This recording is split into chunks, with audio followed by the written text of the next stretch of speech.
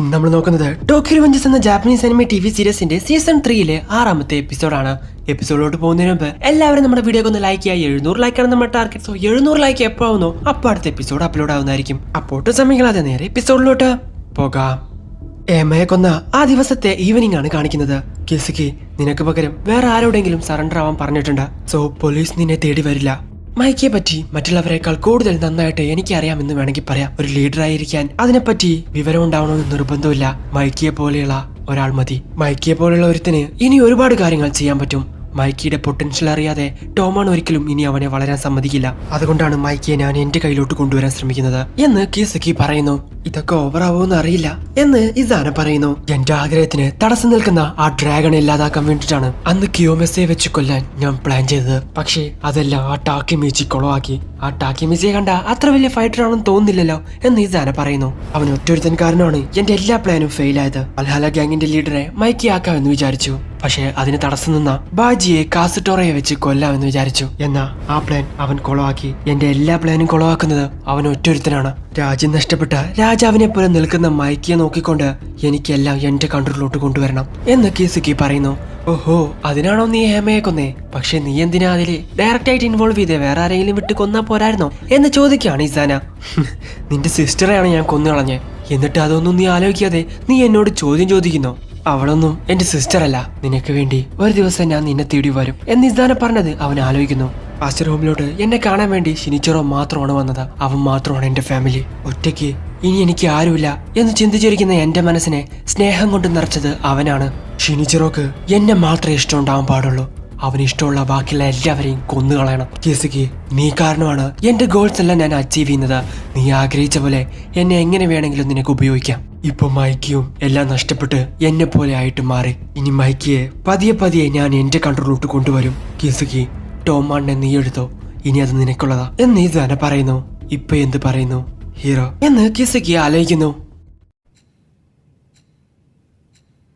ഇവിടെ എന്താ നടക്കുന്നേ എന്ന് നടന്നതൊന്നും വിശ്വസിക്കാൻ പറ്റാതെ ആലോചിച്ചുകൊണ്ടിരിക്കുകയാണ് ഡ്രാഗൺ. ഡ്രാഗന്റെ അവസ്ഥ കണ്ട് അധികം നേരം ടാക്കിമിച്ചിക്ക് അവിടെ നിൽക്കാൻ സാധിച്ചില്ല. പുറത്തിറങ്ങുന്ന ടാക്കിമിച്ചി നേരെ ചെല്ലുന്നത് മൈക്കിയുടെ മുന്നിലോട്ടാണ്. മൈക്കിയാണെങ്കിൽ തളർന്ന് വിശ്വസിക്കാൻ പറ്റാതെ ഒരു മൂലയ്ക്ക് ഇരിക്കുന്നു. മൈക്കിയെ എന്തു പറഞ്ഞ് സമാധാനിപ്പിക്കണമെന്ന് ടാക്കിമിച്ചിക്ക് അറിയില്ല. ഞാൻ വേണം എന്തെങ്കിലും ചെയ്യാൻ എന്ന് ടാക്കിമിച്ചി ചിന്തിക്കുന്നു. ഇതേ സമയം ഡ്രാഗൺ പുറത്തോട്ട് വരുന്നു. മൈക്കി, എനിക്ക് കുറച്ച് സംസാരിക്കാനുണ്ടോ, ഒന്ന് പുറത്തോട്ട് വാ എന്ന് ഡ്രാഗൺ വിളിക്കുന്നു. മൈക്കിയും ഡ്രാഗന്റെ പുറകെ പുറത്തോട്ട് പോകുന്നു. അവിടെ എന്താ സംഭവിച്ചേ, എങ്ങനെയാ ഇത് നടന്നേ എന്ന് ഡ്രാഗൺ മൈക്കിയോട് ചോദിക്കുന്നു. മൈക്കി ഒന്നും മിണ്ടാതെ നിൽക്കുന്നു.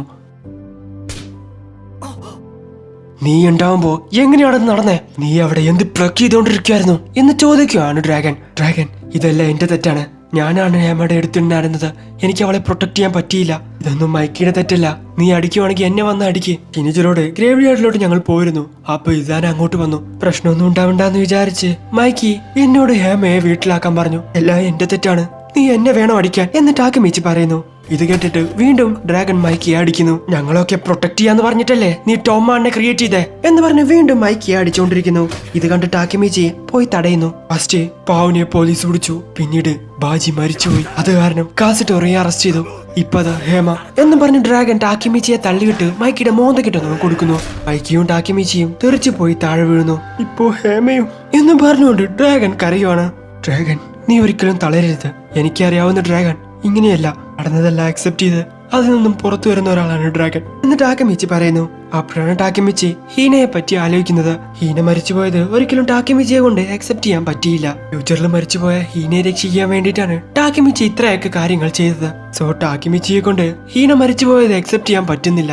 അപ്പൊ പിന്നെ ഡ്രാഗനോട് ഹേമ മരിച്ചുപോയത് അക്സെപ്റ്റ് ചെയ്യണോ എന്ന് പറയുന്നതിൽ എന്തർത്ഥമാണുള്ളത്? എന്നെ പോലെ അവർക്ക് ടൈം ട്രാവൽ ചെയ്യാൻ പറ്റില്ല. മൈക്കി, ഇത് കാരണമാണോ നീ ഫ്യൂച്ചറിൽ ഈവിളായിട്ട് മാറിയത്? എന്നെ കൊണ്ട് ഇനി ഒന്നും മാറ്റാൻ പറ്റില്ല. എല്ലാം അവസാനിച്ചു എന്ന് ടാക്കിമിച്ചി ചിന്തിക്കുന്നു. ഇതേസമയം ടോമ മെമ്പേഴ്സ് എല്ലാവരും ഫൈറ്റ് ചെയ്യാൻ വേണ്ടി തയ്യാറെടുക്കുന്നു. മൈക്കിയും ഡ്രാഗണും ഇതുവരെ വന്നിട്ടില്ല. മൈക്കിയുടെ വീട്ടിൽ പോയി അന്വേഷിക്കാന്ന് പറഞ്ഞ് ഇവർ തയ്യാറെടുക്കുന്ന സമയത്താണ് ഈ ന്യൂവി അങ്ങോട്ട് വരുന്നത്. ഒരിക്കലും നടക്കാൻ പാടില്ലാത്ത ഒരു കാര്യം നടന്നു എന്ന് ഈ ന്യൂവി അവരോട് പറയുന്നു. മൈക്കി, ഈ ഒരു സിറ്റുവേഷനിൽ ഞാൻ എന്താ ഇത് പറയുന്നതെന്ന് നീ വിചാരിക്കരുത്. നമുക്കിപ്പോ ടെൻജിക്കോടെ കൂടെ ഫൈറ്റ് ചെയ്യണം. എല്ലാവരും നിനക്ക് വേണ്ടി കാത്തിരിക്കുകയാണ്. ഹേമയെ കൊന്നത് ആ കിസുക്കിയാണ്. ആ കിസുക്കിയെ പറ്റി എനിക്ക് നന്നായിട്ട് അറിയാം. അവനൊരു കണ്ണിങ് ആയിട്ടുള്ള പേഴ്സൺ ആണ്. അവൻ അറസ്റ്റ് ആവാതെ വേറെ ആരെങ്കിലും അതിൽ അറസ്റ്റ് ആവാൻ വേണ്ടി അവൻ വെച്ചിട്ടുണ്ടാവും. എന്തൊക്കെ സംഭവിച്ചാലും മൈക്കി, ഞാൻ ഇന്ന് ടെഞ്ചിക്കോടെ കൂടെ ഫൈറ്റ് ചെയ്യാൻ പോവാണ്. ഈവൻ ഞാൻ ഒറ്റയ്ക്കാണെങ്കിലും കുഴപ്പമില്ല എന്ന് പറഞ്ഞ് ടാക്കിമിച്ചി അവിടെ നിന്നും പോകുന്നു. മൈക്കി ഒന്നും തന്നെ മിണ്ടുന്നില്ല. ഹേമ മരിച്ചതറിഞ്ഞ് ഹീന ഹോസ്പിറ്റലിലോട്ട് ഓടി വരുന്നു. ഇത് ടാക്കിമിച്ചി കാണുന്നുണ്ട്. മറ്റൊരു ഭാഗത്ത് ഒറ്റയ്ക്കിരുന്ന് ഡ്രാഗണും കരഞ്ഞുകൊണ്ടിരിക്കുന്നുണ്ട്.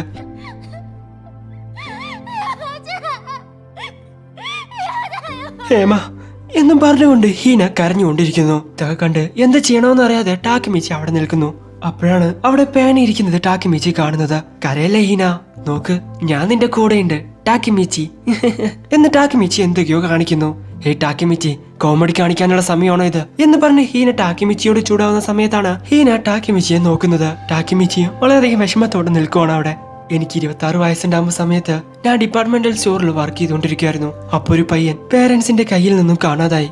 അവൻ എന്റെ അടുത്തോട്ട് വന്നു. അവൻ കരഞ്ഞുകൊണ്ടിരിക്കുകയായിരുന്നു. അപ്പൊ ഞാൻ ഇങ്ങനെയാ ചെയ്തേ.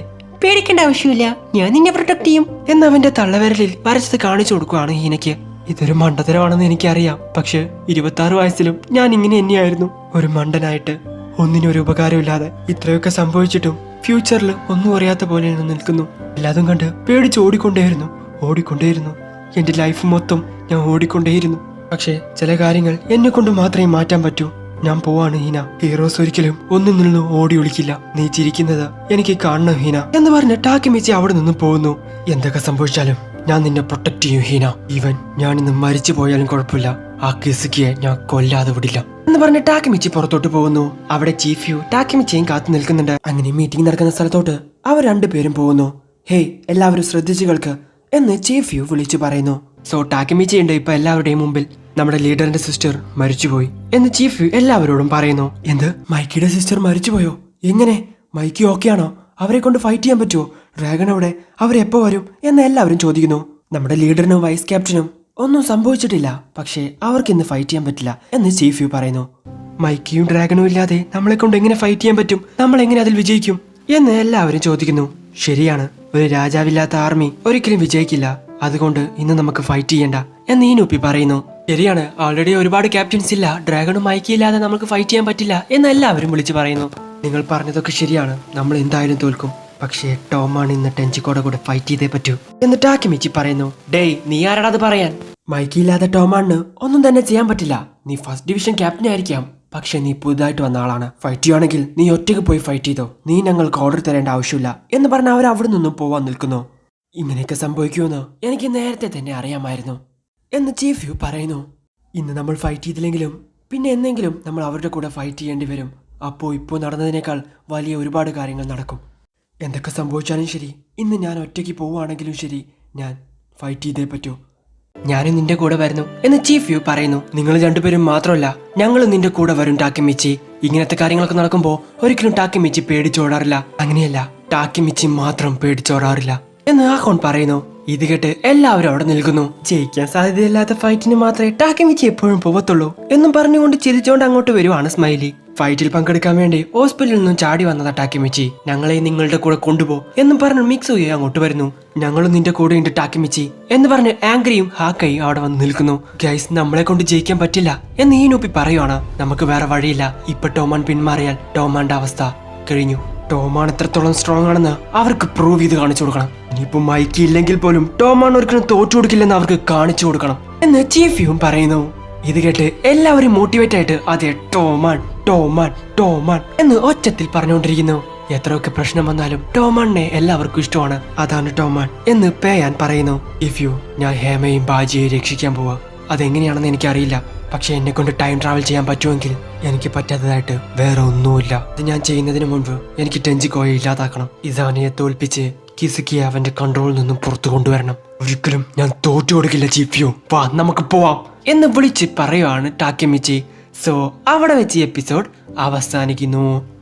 സോ ഒരു ഗാങ്ങിന്റെ ലീഡർ ആയിരിക്കാൻ വേണ്ടി വലിയ ഫൈറ്റ് അറിയണം, അല്ലെങ്കിൽ വലിയ ഗാങ്സ്റ്റർ ആയിരിക്കണം, അങ്ങനെ ഒന്നുമില്ല എന്ന് നമ്മുടെ ടാക്കിമിച്ചി ഇനി വരാൻ പോകുന്ന എപ്പിസോഡിലെല്ലാം തന്നെ പ്രൂവ് ചെയ്യും. ഇനി അങ്ങോട്ട് സ്റ്റോറി വേറെ ലെവലിലായിരിക്കും പോകുന്നത്. തീർച്ചയായിട്ടും നിങ്ങൾക്ക് ഇഷ്ടപ്പെടും. എന്തായാലും നിങ്ങൾക്ക് ഇവിടെ ഇഷ്ടപ്പെടുമെങ്കിൽ ലൈക്ക് ചെയ്യുക, ഷെയർ ചെയ്യുക, സബ്സ്ക്രൈബ് ചെയ്യാത്ത ബെൽ ഐക്കൺ കൂടി എനേബിൾ ചെയ്യുക. അടുത്ത എപ്പിസോഡ് അടുത്ത ദിവസം വരാം. അതുവരേക്കും ബൈ.